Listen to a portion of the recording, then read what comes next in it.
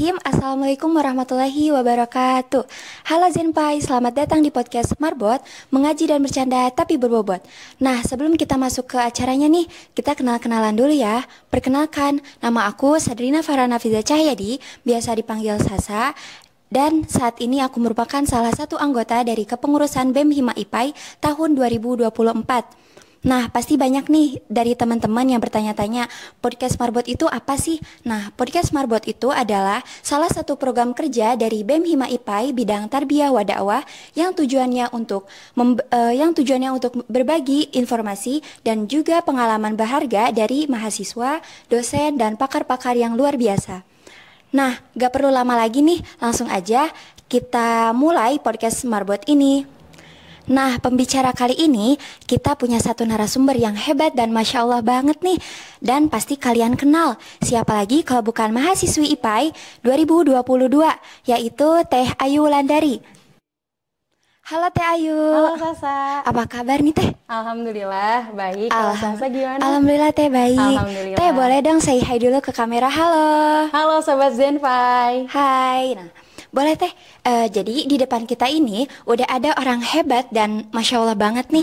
Boleh dong kenalan lagi Teteh? Iya, halo Sasa dan Zenpai. Perkenalkan, nama aku Ayu Wulandari. Sasa dan juga Sobat Zenpai bisa panggil aku Ayu atau teman-teman biasa memanggil aku UI. Aku asalnya dari Bogor nih, Sa. Oh, Masya Allah. Iya, saat ini Alhamdulillah sudah semester 4. Ya. Dan aku adalah mahasiswa IPAI Angkatan 2022. Wah, Masya Allah jauh-jauh nih dari Bogor ke Bandung. Masya Allah banget nih Tetehnya.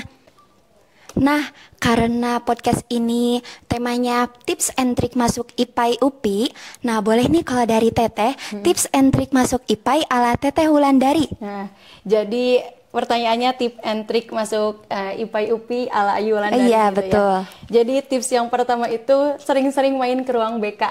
Wah, Teteh sering-sering ke ruang BK. Jadi, gimana nih? Dulu tuh waktu kelas 10 dan 11 gitu ya, stigmanya ketika memasuki ruang BK kan serem banget gitu ya. Apalagi ketika memang mendapat panggilan dari ruang BK, aduh aku punya salah apa nih? Langsung introspeksi diri dan lain sebagainya. Tapi ketika memasuki kelas 12, ternyata ke ruang BK itu merupakan suatu kebutuhan.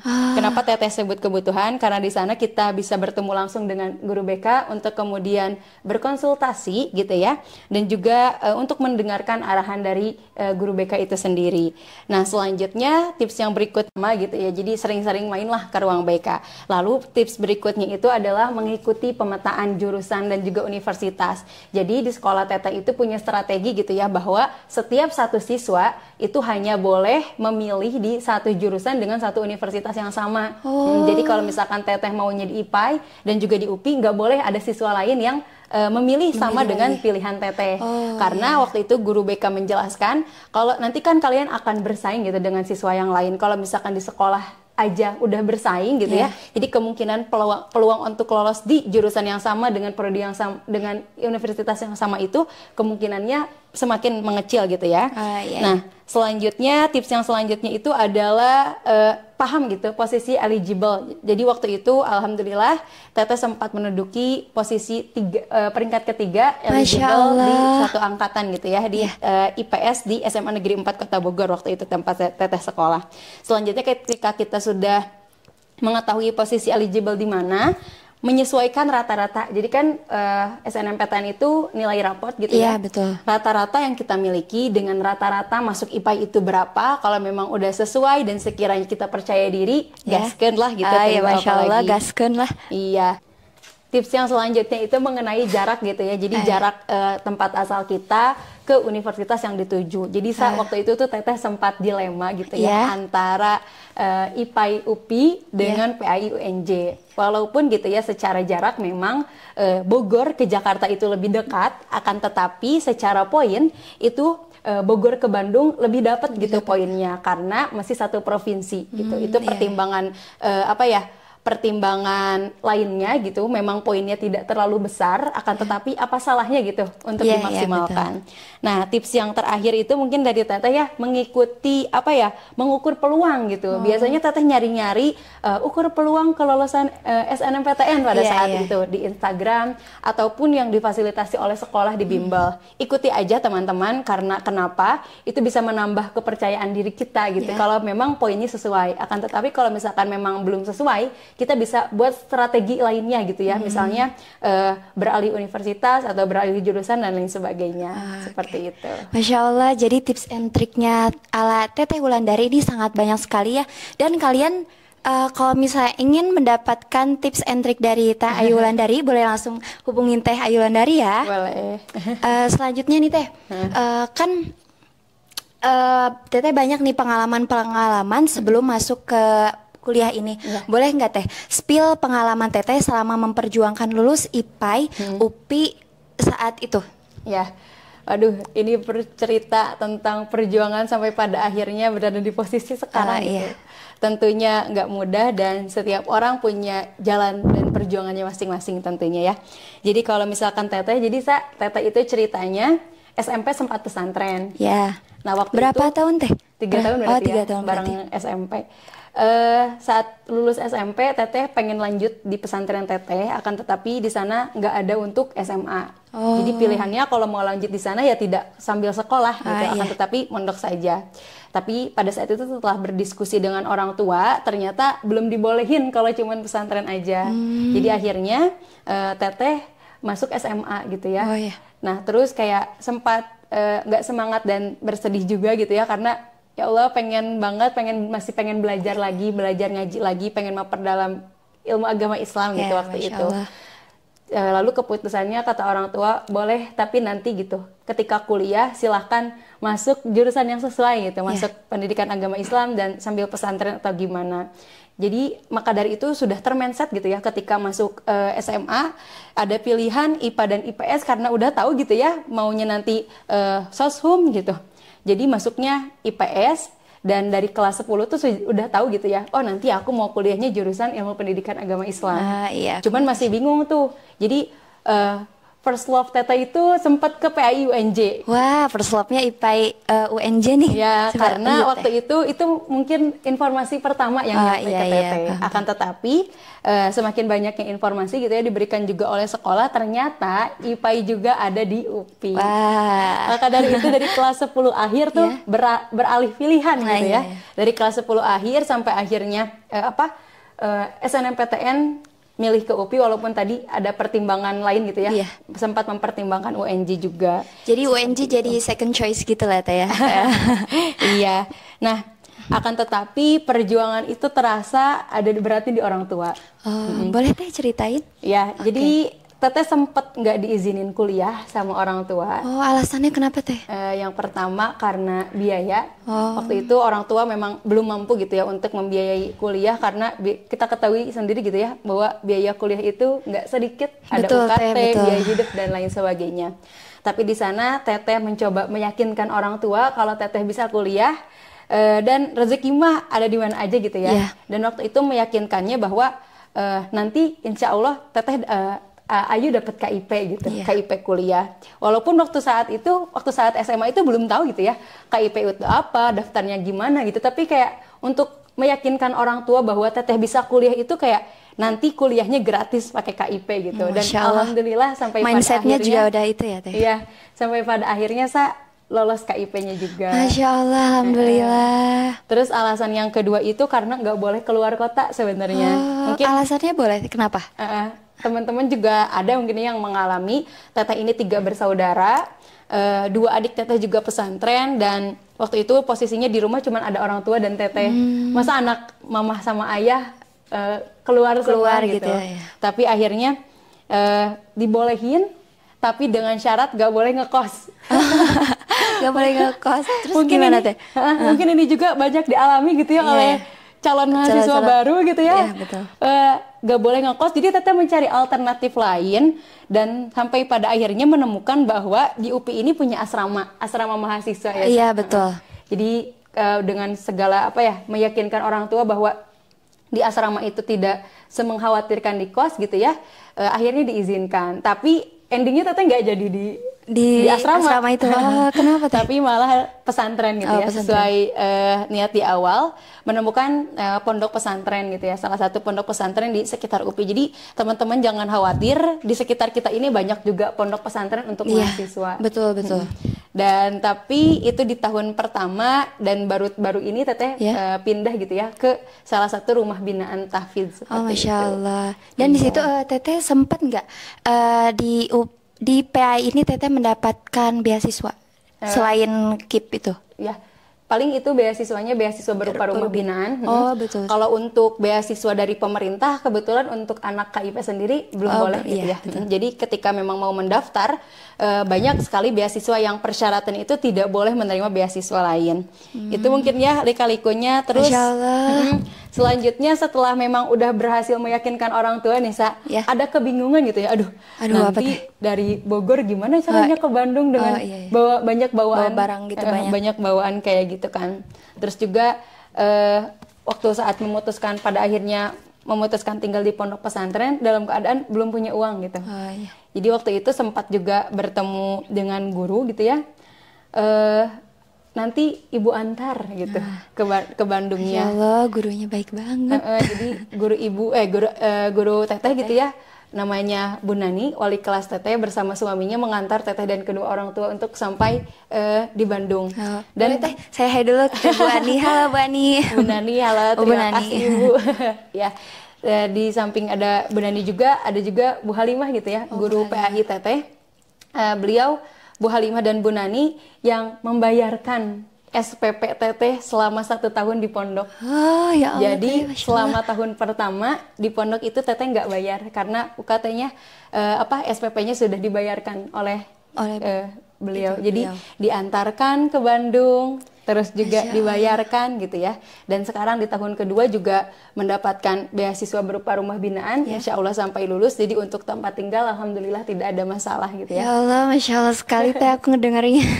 Dan UKT pun tercover oleh KIP seperti itu. Jadi sobat Genpai gitu ya, jangan khawatir kalau misalkan masalah biaya, insya Allah gitu ya, pasti ada aja jalannya. Betul, jadi setiap orang juga beda-beda ya jalannya. Nah itu tuh cerita singkat sebelum masuk kuliah gitu ya. Oke. Nah setelah masuk kuliah kirain udah habis gitu ujiannya gitu ya, kayak udah menemukan kestabilan dalam kuliah. Akan tetapi diuji lagi, diberikan ujian sama Allah. Jadi waktu itu tepatnya di Mokaku, hari ketiga. Mokaku itu masa orientasi mungkin ya, orientasinya UPI kampus. Di Mokaku hari ketiga, pulang sore-sore dapat kabar dari tetangga bahwa ayah sakit dan habis operasi paru-paru. Ya Allah teh. Tapi keluarga, orang tua, kerabat dan sebagainya itu merahasiakan gitu dari teteh. Katanya nggak boleh tahu, takut kuliahnya nggak fokus dan lain sebagainya. Nanti kepikiran juga gitu ya teh. Tapi akhirnya bocor juga gitu dari tetangga. Jadi waktu itu sempat semangatnya menurun, nggak pengen kuliah gitu, pengen pulang gitu, pengen ngejenguk ayah gitu, pengen merawat ayah dan lain sebagainya. Tapi akhirnya alhamdulillah ayah bisa sembuh gitu ya dalam rentan waktu yang cukup lama selama di semester 1 itu. Jadi kuliah sambil memikirkan keadaan rumah gitu ya. Akhirnya ayah sembuh, di akhir semester 1 diberikan ujian lagi. Masya Allah. Mamah yang sakit. Ya Allah, waktu itu mamah sakit tipes dan sempat dirawat juga. Dan itu juga sama-sama dirahasiakan gitu, jadi teteh nggak tahu gitu. Tapi tiba-tiba ada yang ngasih tahu aja ya gitu. Uniknya bocor aja bocor gitu. aja gitu. Nah udah gitu, mama ayah alhamdulillah dengar kabarnya udah sehat gitu. Udah tenang-tenang aja, tapi di akhir semester 2 gitu ya, baru-baru kemarin ayah sakit lagi. Innalillahi. Kalau di semester 1 itu ayah sakitnya paru-paru, di semester 2 itu ayah sakit tumor. Penyakit yang nggak teteh bayangin sebelumnya gitu ya, tapi itu ada gitu ya, pas teteh sedang kuliah diberikan ujian, orang tua sedang sakit kayak gitu. Ya Allah teteh, semoga teteh nanti menjadi mahasiswa yang prestasi dan bisa membahagiakan orang tua ya teh. Amin. Ya paling gitu ya, sering-seringnya sebelum pengalaman sebelum kuliah, perjuangannya juga. Ternyata perjuangan itu nggak cuman kita ketika masuknya aja gitu ya. perjuangan akan berlanjut ketika saat kita menjalaninya juga. Betul. Oke Teh. Dan ini Teh, sebelum masuk IPA, Teteh ada gambaran gak sih kayak misalnya kan kayak pergaulan di luar nih kan udah ini lah Teh ya, paham gitu udah gitulah gitu, udah serem. Nah, tapi waktu Teteh mau masuk IPA ini, Teteh ada pikiran gak sih kayak, aduh nanti di IPA kayak gimana ya, perkuliahannya kayak gimana, nanti teman-temannya kayak gimana. Nah, boleh nggak Teh spill bagaimana gambaran dunia perkuliahan di IPA UPI ini, karena sebelumnya juga aku sebelum masuk IPA ini aku kayak takut gitu karena ya Allah nanti pergaulannya kayak gimana ya gitu, tapi alhamdulillah Allah kasih jalan aku masuk ke IPA UPI. Kalau dari Teteh kayak gimana nih gambarannya? Jadi pertanyaannya gambaran kuliah di UPI gitu ya. Betul. Iya teman-teman, jadi waktu itu ketika Teteh mau kuliah gitu ya, yang paling khawatirkan itu adalah pergaulannya, benar tadi kata Sasa. Aduh nanti di sana kayak gimana ya pergaulan dan sebagainya. Tapi luar biasa, Masya Allah, setelah menjalani, ternyata di IPA UPI ini kita mendapatkan lingkungan yang luar biasa, Masya Allah. Betul, Teteh, betul, Masya dengan Allah. teman-teman circle lillah gitu ya. Masya Allah, circle lillah guys. Kepada Allah dan juga dikelilingi oleh dosen-dosen yang mumpuni di bidangnya gitu ya. Betul. Itu yang menjadi hal yang Teteh paling syukuri sampai saat ini gitu ya. Selanjutnya kalau gambaran kuliah di IPA itu gimana teman-teman? Sobat Zenpai, sesuai dengan namanya gitu ya, ilmu pendidikan agama Islam. Jadi kita selama perkuliahan itu mata kuliahnya ada mempelajari mata kuliah ilmu agama Islam itu sendiri, seperti fikih, tauhid dan lain sebagainya, ilmu kalam dan lain-lain. Terus juga mengenai tentang kependidikannya, misalkan landasan pendidikan, kurikulum pendidikan, psikologi pendidikan. Betul. Sedang dipelajari? Iya, Teh sedang pelajari di semester 2 ini. Iya, jadi selain kita dibekali ilmu pengetahuan tentang agama Islam itu sendiri untuk diri kita, tapi kita juga dipersiapkan untuk menjadi calon guru PAI itu sendiri dengan adanya dibekali ilmu-ilmu tentang kependidikanan seperti itu. Dan juga di IPA ini ada kewirausahaan. Oh iya, betul. Nah, jadi bukan agama doang yang dipelajari, tetapi kewirausahaan juga dipelajari. Ada mata kuliah kewirausahaan Islami, waktu itu Teteh mengontrak di semester 3 seperti itu. Nah, uniknya lagi nih walaupun kita mahasiswa IPA gitu ya, tapi tetap diwajibkan mengontrak mata kuliah PAI, SPAI. Betul. Jadi betul. Mahasiswa IPA tapi belajar ada mata kuliah PAI juga seperti itu. Nah, selain itu juga PAI, SPAI diwajibkan juga mengikuti tutorial. Apa sih itu tutorial? Banyak ya? Iya, banyak. Jadi teman-teman, pembinaan keagamaan di UPI yang pertama itu melalui unit akademik. Jadi unit akademik itu dibangunnya prodi ilmu pendidikan agama Islam. Jadi dengan adanya prodi ini kita bisa membina keagamaan gitu ya. Nah, pembinaan keagamaan yang selanjutnya selain melalui unit akademik itu melalui kegiatan melalui intrakurikuler. Intrakurikuler itu adalah dengan adanya mata kuliah PAI dan juga SPAI. Iya, betul. Kalau PAI itu biasanya di semester 2 ya, kalau kita fakultas kita. Nah, nanti SPAI itu seperti Teteh sekarang di semester 4 seperti itu. Nah, karena dirasa masih belum cukup gitu ya, seminggu hanya 2 SKS, maka dari itu sebagai penguatannya, selain intrakurikuler ada juga program kokurikuler sebagai penguatannya, yaitu adalah tutorial PAI, SPAI. Jadi kalau misalkan sedang mengontrak PAI seperti Sasa sekarang betul. Mengikutinya tutorial PAI. Kalau misalkan mengontrak SPAI seperti Teteh sekarang di semester 4 mengontraknya tutorial SPAI. Lalu apa sih bedanya? Banyak juga yang ditanyain. Karena teman-teman aku juga dari jurusan fisika, biologi juga pada bilang gitu, apa sih bedanya PAI dan SPAI? Nah, kalau menurut Teteh apa itu? Ya, jadi kalau misalkan tutorial PAI itu seperti yang Sasa sekarang nih, mengikuti kuliah duha. Jadi kita sebagai audiens, sebagai pendengar, sebagai mustami aja, sebagai peserta tutorial mendengarkan kuliah duha dari dosen-dosen kita. Selanjutnya dilanjutkan dengan sesi tutoring. Sesi tutoring pun peserta tutorial PAI itu hanya menjadi tuti menjadi tuti. Jadi diberikan pengarahan oleh tutornya. Nah, berbeda dengan tutorial SPAI. yang pada umumnya itu kalau tutorial SPAI kita yang mengisi seminar pendidikan agama Islam. Masya Allah, gitu ya. ya. Jadi kita presentasi di depan teman-teman yang lain, depan teman-teman fakultas yang lain. Selanjutnya dilanjutkan dengan sesi diskusi tanya jawab, itu pun masih oleh kita selaku mahasiswa. Dan nanti yang terakhir itu ada penyelarasan oleh dosen PAI seperti itu. Tapi Teteh Nisa waktu itu kamu juga wajib tutorial ya? Wajib Teh, semester 2. Jadi tutorial setiap hari Sabtu dan Minggu. Nah, kalau Teteh sekarang di SPAI itu walaupun mengontrak SPAI tapi nggak wajib ikut tutorial SPAI. Tapi ada tapinya nih, kenapa Teh? Sebagai gantinya wajib menjadi tutor PAI di hari Sabtu dan Ahad seperti itu. Itu mungkin ya. Iya Teh. Terus yang terakhir nih gambarannya gitu ya. Iya betul. Gambaran kuliahnya. Gambaran kuliah di IPAI itu sebagai syarat sidang harus hafal 4 juz. Masya Allah. betul.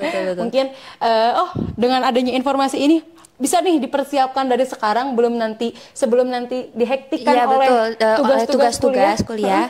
Jadi boleh ya hafalannya dicicil gitu dari sekarang. Jadi nanti sebelum masuk semester 1 udah hafal mungkin bisa 4 betul, juz. Masya Allah. Bahkan kalau misalnya yang udah hafal 30 juz juga itu diringankan gitu Teh, nggak disuruh untuk setoran gitu ya. Oh, Masya Allah. Iya, betul. Ya, paling itu sih kira-kira gambarannya terkait perkuliahannya, mata kuliahnya gitu ya, terkait tadi tutorial, terus juga terkait syarat sidang dan lain sebagainya. Masya Allah. Nah, pertanyaan selanjutnya nih, Teteh ada nggak sih kesibukan lain selain di kuliah ini? Ya, jadi kalau ditanya tentang kesibukan lain gitu ya, yang pertama yang paling prioritas tentunya akademik gitu ya, perkuliahan dan lain sebagainya. Akan tetapi karena Teteh tinggal di rumah binaan atau disingkat Rubin, itu kan merupakan beasiswa gitu ya, yang mana kita pun harus mengikuti setiap agendanya. Jadi mungkin kesibukan yang pertama selain di kuliah itu mengikuti setiap agenda yang diadakan oleh Rubin itu sendiri. Selanjutnya tadi ya sesuai yang Teteh jelaskan gitu bahwa Teteh sekarang diwajibkan untuk menjadi tutor. Jadi setiap weekend Sabtu dan Minggunya itu ke Al-Furqan gitu untuk menjadi tutor seperti itu. Dan juga di hari Ahad menjadi pengajar BBQ atau belajar baca Quran. Nah, selanjutnya kalau misalkan tentang organisasi, Teteh juga sama gitu kayak Sasa. Saat ini sedang aktif di BEM Hima IPAI atau Badan Eksekutif Mahasiswa IPAI, Ilmu Pendidikan Agama Islam gitu ya, BEM Hima IPAI, menjadi Ketua Biro Industri Ekonomi Kreatif. Masya Allah. Di bidang Ekonomi Kreatif Mahasiswa atau yang disingkat EKM. Selanjutnya juga menjadi pengurus di Lab IPAI yang sedang kita tempati sekarang gitu ya. Alhamdulillah diamanahi menjadi bendahara. Masya Allah. Terus selanjutnya juga mengikuti IPAI Inspiring Forum. Apa itu Teh IPAI Inspiring Forum? Forumnya mahasiswa IPAI seperti itu. Kalau misalkan di IPAI Inspiring Forum, Teteh menjadi staf dari IMB, Integrate Marketing and Branding gitu ya. Jadi tiga-tiganya wadah di IPAI, Teteh ikuti. BEM Hima IPAI, Lab IPAI sama IPAI Inspiring Forum. Kurang IPAI apa gitu, IPAI banget gitu ya. IPAI banget ya. Melekat IPAI-nya nih. Kesibukan selanjutnya juga saat ini sedang mengikuti PKM gitu ya. Alhamdulillah sudah lolos di tahap UPI, untuk selanjutnya ke Simbol Mawa, untuk selanjutnya sedang menunggu pengumuman tentang pendanaan. Mohon doanya semoga mendapatkan pendanaan. Amin, Allahumma amin. Ya, kira-kira itu sih kesibukan akhir-akhir ini, memang nggak terlalu sibuk. Nggak terlalu sibuk, tapi itu sibuk lah Teh. Oke, selanjutnya nih Teh. Kan pasti banyak nih ya mahasiswa baru yang ingin masuk IPAI, UPI di 2024 ini. Nah, boleh dong Teh kasih motivasi kepada para pejuang mahasiswa baru 2024. Iya, aduh. Motivasi ala Teh Wulandari lagi. Motivasi untuk mahasiswa baru di 2024. Motivasinya dari pengalaman Teteh aja gitu ya. Tadi kan Teteh udah sedikit cerita juga tentang pengalaman, perjuangan sampai berdarah-darah gitu ya. Masuk IPA itu gimana gitu ya. Maka dari itu karena tadi Teteh sempat menyampaikan gitu ya bahwa teman-teman saat ini sedang menunggu pengumuman untuk di tanggal 26 nanti. Kurang lebih ada 2 minggu lagi gitu ya, tepatnya 13 hari. Pesan dari Teteh sebagai motivasi gitu ya, jadikan ajang menunggu selama 26 di tanggal 26 ini kurang lebih 2 minggu ini sebagai ajang untuk mendekatkan diri teman-teman kepada Allah Subhanahu wa taala. Nikmati prosesnya, nikmati perjuangannya, karena itu yang akan diingat ketika nanti teman-teman ketika menjalani perkuliahan sedang tidak semangat-semangatnya atau mengalami penurunan semangat belajar, pasti ada aja ya. Pasti ada. Ketika ingin menyerah tapi flashback, ingat gitu ke belakang. Ingat gitu perjuangannya. Gimana perjuangannya, gimana saat-saat benar-benar meminta kepada Allah. Dan memiliki komitmen gitu ya Allah, kalau misalkan nanti aku gak terima, aku pasti bakal benar-benar deh belajar gitu kan. Dulu juga sempat terbesit gitu ya, ketika Teteh sedang mengalami futur, dalam arti futur dalam belajar gitu ya, penurunan semangat belajar, Teteh langsung tarik lagi, ingat lagi gitu ya, dulu gimana sih perjuangan masuk IPA itu sangat sulit dan sangat berdarah-darah gitu ya. Jadi kalau misalkan sekarang teman-teman sedang mengalami proses itu, ya nikmati aja. Nikmati prosesnya Teh. Menjadi ajang mendekatkan diri kepada Allah karena momennya bulan Ramadan. Karena itu yang akan menjadi motivasi untuk teman-teman nantinya. Masya Allah, berakhir sudah podcast kali ini yang temanya tips and trik masuk IPA 2024. Dan tadi kita sudah mendengarkan nih banyak pengalaman dari Teh Ayu, terus banyak pengalaman dan motivasinya juga untuk kalian semua nih. Nah, mohon maaf apabila ada salah kata dari aku. Podcast Marbot, mengaji dan bercanda tapi berbobot. Aku Sadrina Farana Fiza Cahyadi dan narasumber kita Ayu Wulandari. Kita pamit undur diri. Wassalamualaikum warahmatullahi wabarakatuh. Dadah.